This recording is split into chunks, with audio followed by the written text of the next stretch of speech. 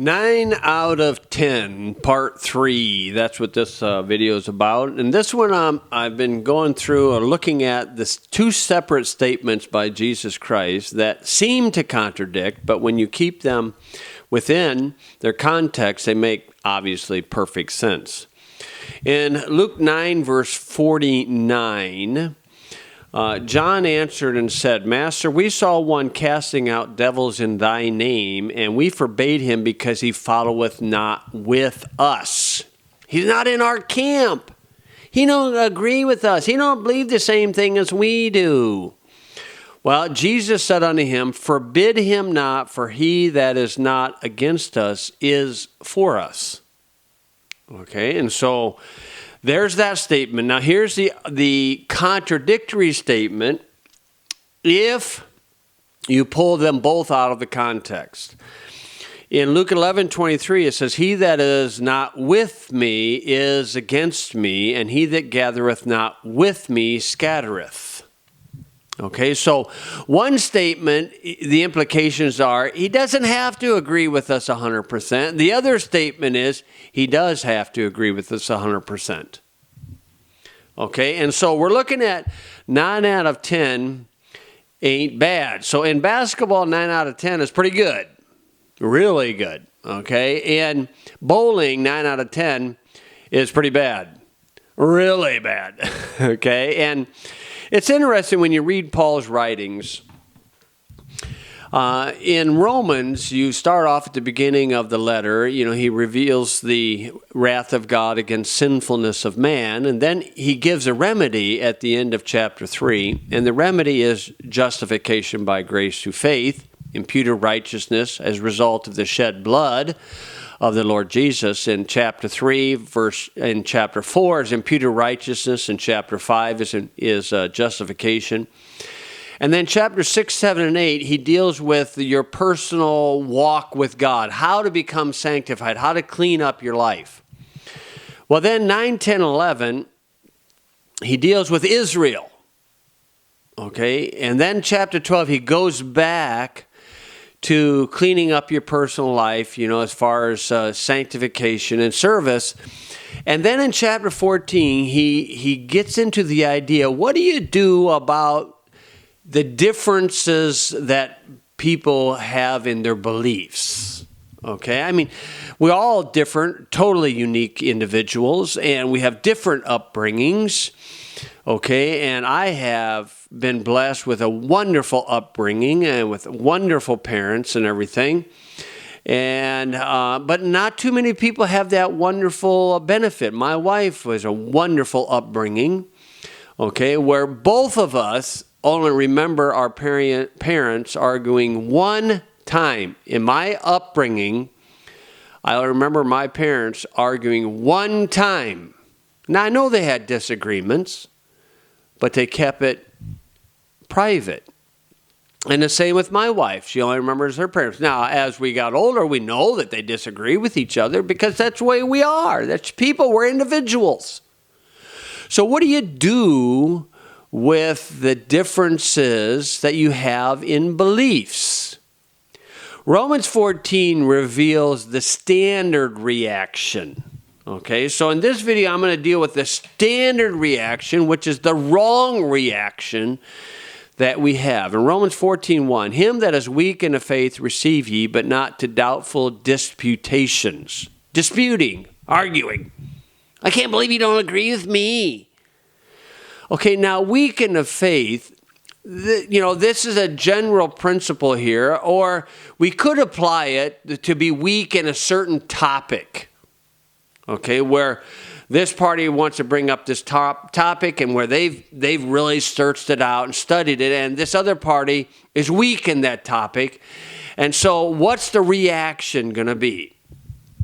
It should be, where we're going to brainstorm together and try to search this out if you want to. Now, me personally, if there's a topic that crosses my path that may be unusual or strange, as the Bible would say, if I only get one witness of that topic, I probably will shelve it and not come back to it, or maybe come back to it later. If I get a second or third witness about the same topic, usually within a week, it's like, to me, it's like the Lord saying, hey, you need to look into this. And so I'll look into it. Okay, in verse 1, not to doubtful disputing, that's the standard reaction. It shouldn't be. It shouldn't be. You see, when emotions are high, intelligence is low. You ought to be able to sit down and talk to anybody about anything. I don't care how outlandish you think their idea is. I watched this video of a black man who attended KKK rallies. In fact, he went to the home of the head poobah, the Grand Master, and they became friends. But the reason why he went is he was trying to understand their mindset. Why do they think like this? And he heard them, all their insults and everything, and just kept coming back. And eventually, this man sort of won over the white man, and the white man left the KKK.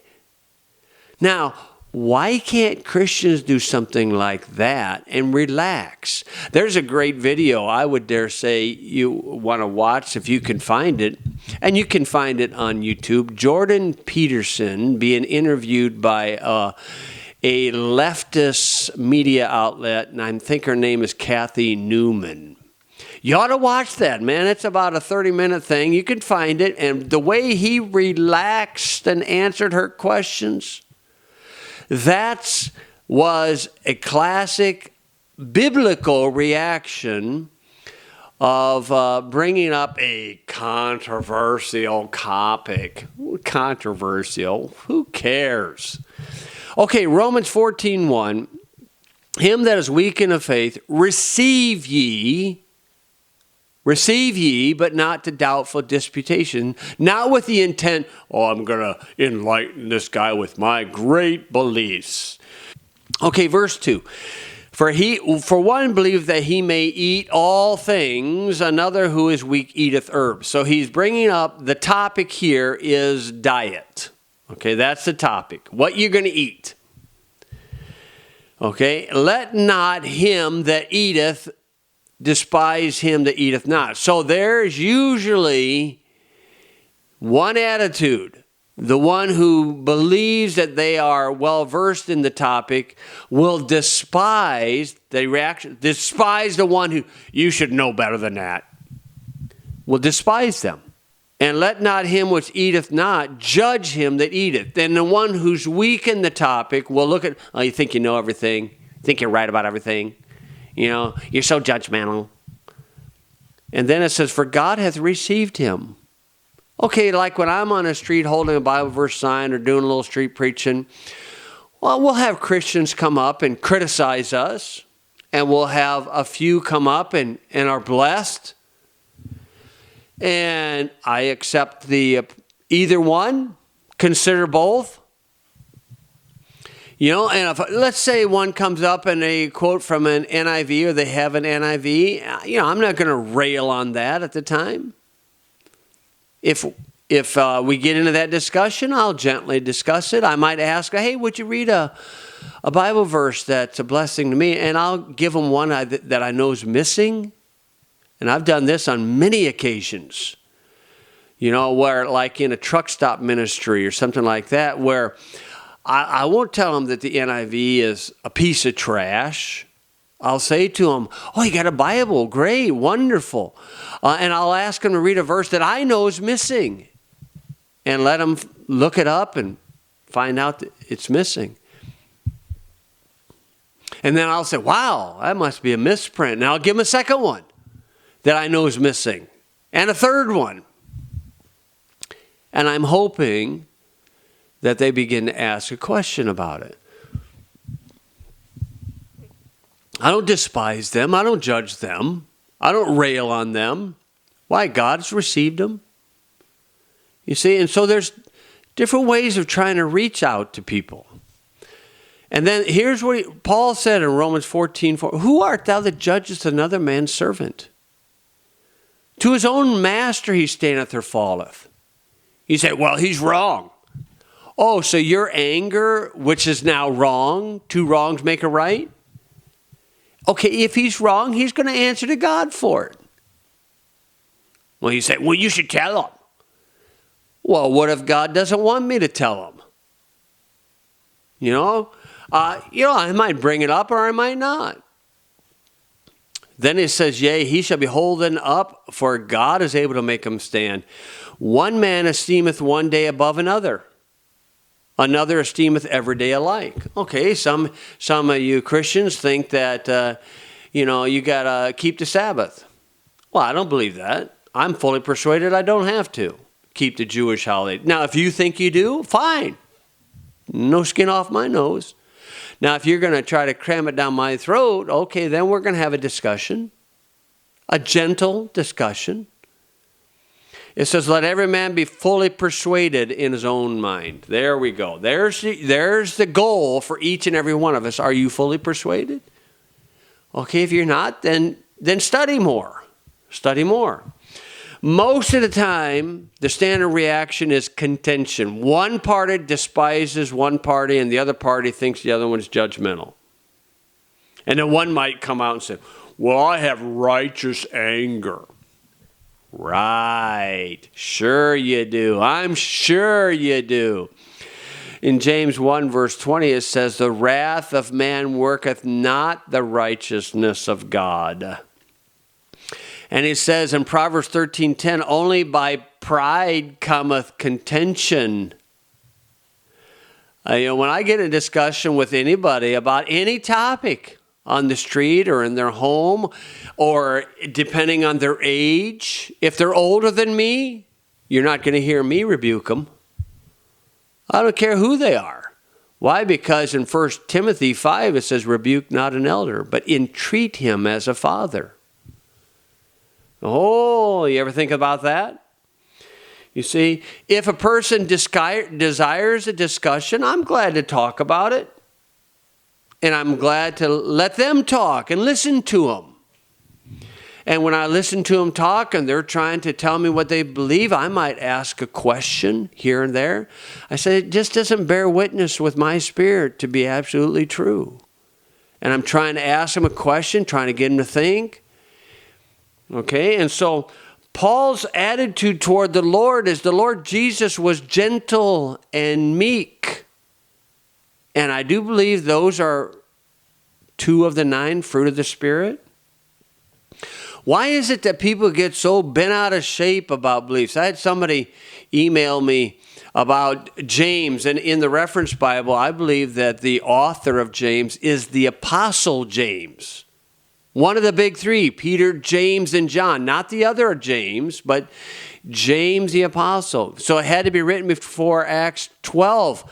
And a party wrote me and said, man, we got a war at our church. And like, over that? Are you kidding? What is this, church based on drama? Drama, emotions and all that stuff? Who cares? I mean, don't take yourself so seriously. When people are like that, 1 Corinthians 3, verse 1, it says, and I, brethren, could not speak unto you as unto spiritual, but as unto carnal, even as babies in Christ. Babies fuss about little things, and kids. He says, I fed you with milk and not with meat. For hitherto ye were not able to bear it, neither yet now are ye able. For ye are yet carnal. For whereas there's among you envying and strife and divisions, are ye not carnal and walk as men? A church or a pastor who's a little bully or a manipulator, drama seems to be the norm. Drama. Why do they got drama? You see, you could be young once but immature all your life. If it's not your way, it's the highway, man, I hope you don't get married. I mean, what a thing. I mean, you got to have some patience with people, and you got to have, people have liberty. If your pastor's one like, well, I'm the man of God. I believe in pastoral authority. A little insecure, aren't you? A little insecure. Every man who's born again is a man of God. It was a common people that heard him gladly. Jesus Christ hates the idea of the doctrine of the Nicolaitans, where you have a clergy and a laity. You see, I believe truth is like food for the soul. There's a common saying, here's food for thought.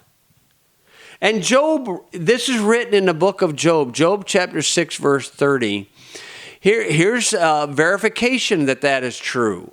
Okay, in Job 6:30 it says, is there iniquity in my tongue? Cannot my taste discern perverse things?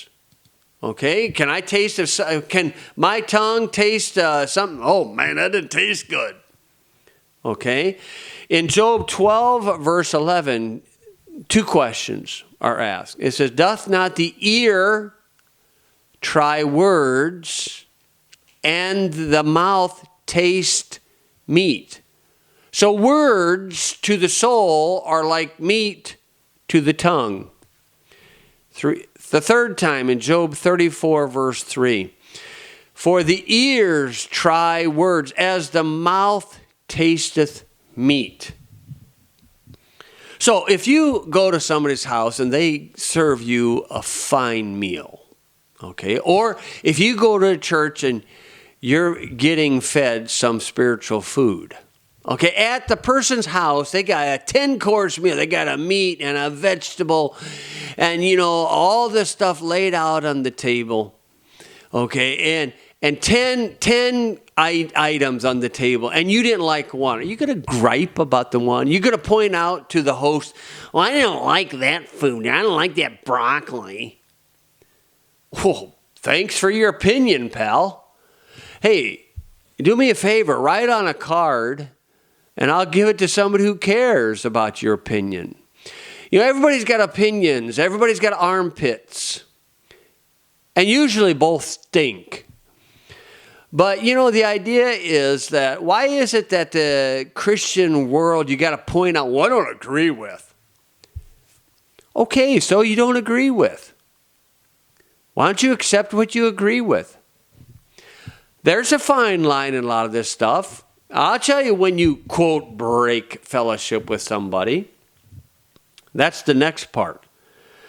But if you're going to complain to the hostess of a meal about the one you didn't like, it's like somebody who complains to the teacher or preacher or pastor. Well, I don't think this is right what you said. I don't agree with you. So? Doesn't matter. Can you be gracious and recognize that 9 out of 10 ain't bad? Hey, in this age of apostasy, if your preacher claims a belief in the book, that's pretty good. I mean, he may not be interpreting it right, and he may be a bully or a narcissist. There's times you do have to weigh the odds of what you should do. But, the standard reaction in the secular world, if somebody don't like the discussion, if they don't feel safe, I don't feel safe in this environment, and so they got to censor the words as insecure little twerps, and the way they get out of it is, you're a racist. I didn't even say anything about a race. You're a racist. In the Christian world, it's, you're a heretic. So-and-so's a heretic. I don't agree with them. They're lost. They're lost and going to hell. One of these drama queens, I actually heard this drama queen, king, whatever he is, say that if you listen to Peter Ruckman, you're lost. Well, I didn't know that was in the Bible. I didn't know that was a criteria of going to heaven or hell. What is that? Insecure little twerp. That's all that it is. They declare the nonconformer as a heretic. I mean, come on, 9 out of 10 ain't bad. 8 out of 10 ain't bad when you're dealing with beliefs. And so the thing is that Paul's reaction, Paul says in Romans chapter 14, we got to have a gracious reaction. Consider the words. Don't worry about the personality. Is there a time you got to sort of leave a situation? Unfortunately, yeah, there is. But you personally, me personally, Jesus said, have salt in yourselves, but have peace one with another. I am firm in my beliefs, but not too so firm that I can't change my beliefs when I discover the Bible has revealed to me, hey, you were wrong here. You see? And just be fully persuaded in your own mind that something is true. That's what the Lord expects from us. You know, a lot of times, and I've been told on a few occasions, somebody said to me, well, I understand you're King James. And I said, well, yeah, a little bit. And they kind of laugh. You ought to be able to learn truth from any source. You might be surprised who can speak the truth. You just might be. I would hope that you'd be an individual who is adamant for the truth, for you personally. And if you are fully persuaded about an idea, and when you give it to somebody else, that you're gracious in your giving to them, speaking the truth in love to them. And that you're not going to, quote, judgmental or despise or wag your finger at somebody because they didn't know something that you know. Oh, like all truth stops at your door. No, all truth stops at the door of the King James Bible. That's where the truth is at. And that's what we judge every word by, is by the words of God.